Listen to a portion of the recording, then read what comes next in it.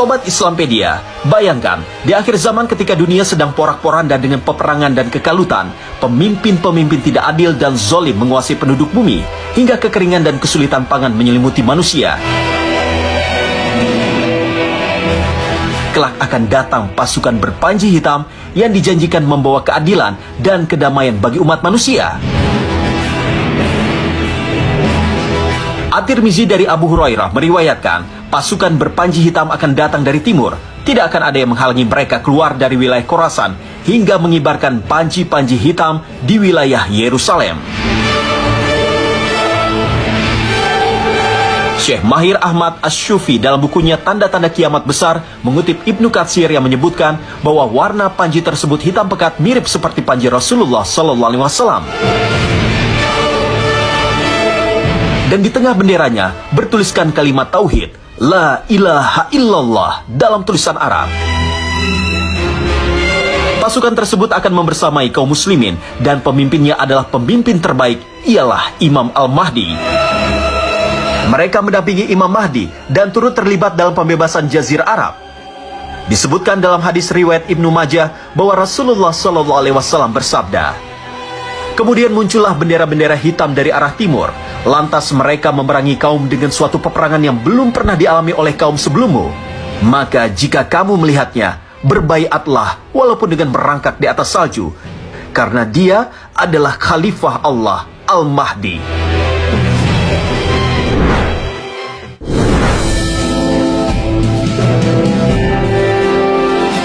Sobat Islampedia, jika kelak kita wajib berbaiat dengan Imam Mahdi, pertanyaan besarnya adalah, bagaimana cara kita mengenali Imam Mahdi yang asli? Ustadz Khalilur Rahman El-Mahfani dalam bukunya berjudul Kemunculan Dajjal dan Imam Mahdi menggambarkan Imam Mahdi dari salah satu hadis Ali bin Abi Thalib yang diriwayatkan oleh Abu Daud. Ia digambarkan sebagai sosok pria yang memiliki perilaku soleh dan budi pekerti baik, mirip seperti Rasulullah SAW.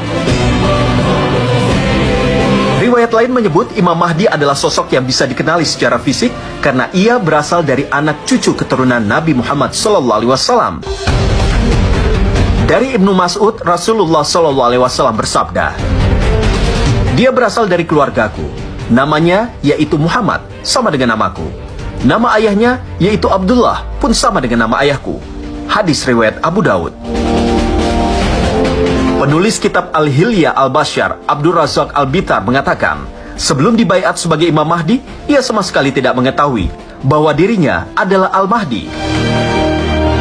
Sebagaimana dahulu Nabi Muhammad SAW sebelum diutus oleh Allah tidak mengetahui dirinya akan menjadi Nabi. Namun kelak kemudian Allah Subhanahu wa Ta'ala yang akan mendatangkan hikmah ke dalam hatinya.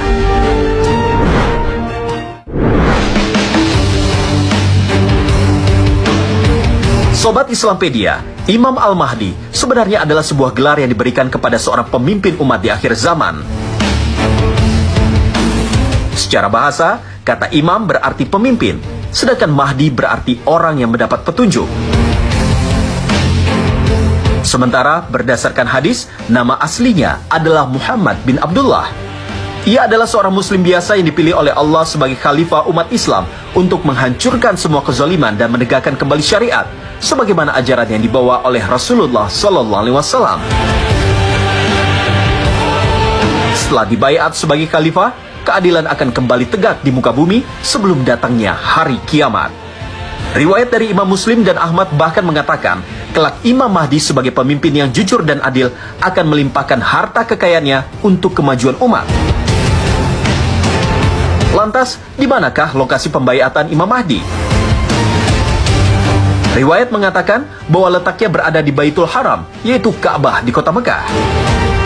Setelah dibaiat dan menjadi khalifah, Imam Mahdi pun diridhoi oleh penduduk bumi dan langit. Sobat Islampedia, Al-Mahdi, siapakah dia Al-Mahdi? Ketika berbicara tentang Al-Mahdi, maka kita berbicara tentang sesuatu yang gaib. Dan ketika berbicara tentang sesuatu yang gaib, maka harus dipandu dengan wahyu, harus dipandu dengan dalil. Karena ketika berbicara yang gaib tidak dipandu dengan dalil, maka kebanyakan dari mereka yang berbicara tentang gaib itu akan terpleset dalam kesesatan.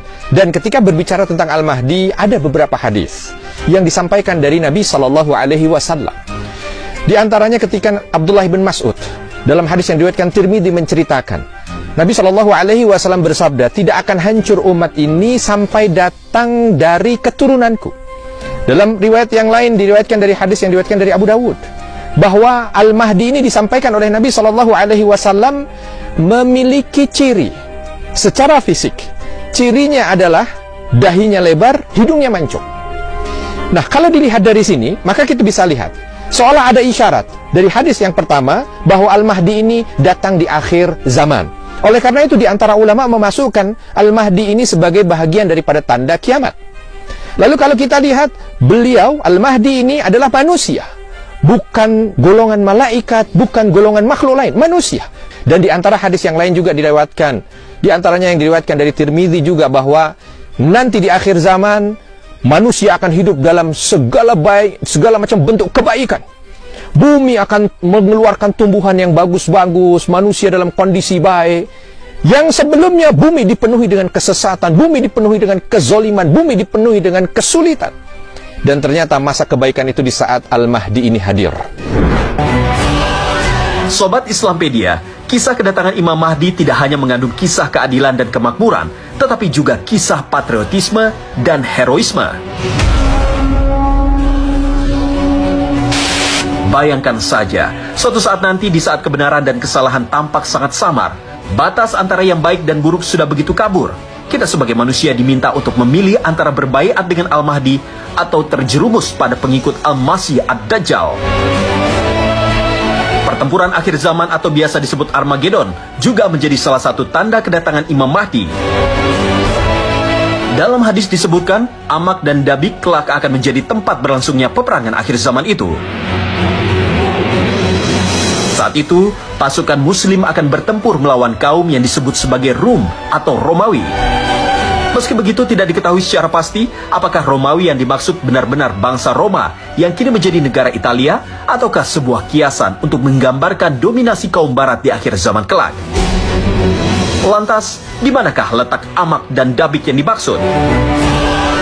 Beberapa ulama meyakini lokasi pertempuran Al-Amak dan Dabik berada di sekitar Damaskus, Suriah.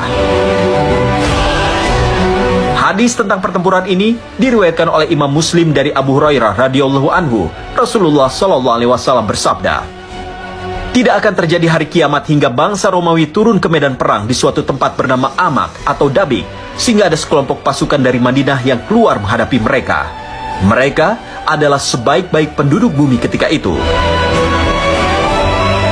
Lalu dikisahkan ketika pasukan Al-Mahdi hendak melanjutkan perjalanan untuk mengepung Roma, tiba-tiba setan meneriaki mereka. "Sesungguhnya Al-Masih Ad-Dajjal telah muncul di tengah-tengah keluarga kalian." Mereka pun berhamburan keluar, dan ketika mereka kembali ke anak istri masing-masing, tibalah waktu bagi Al-Masih Ad-Dajjal untuk muncul ke muka bumi. Imam Ibnu Al-Munir mengatakan, sampai saat ini belum terjadi peristiwa pengumpulan dan penyerangan Roma oleh umat muslim dengan jumlah tentara yang begitu banyak. Sementara hadis ini digambarkan sebagai kabar gembira sekaligus peringatan bahwa Allah Subhanahu wa taala telah menjanjikan kemenangan bagi umat Islam, pimpinan Al-Mahdi di akhir zaman kelak. Wallahu a'lam bishawab.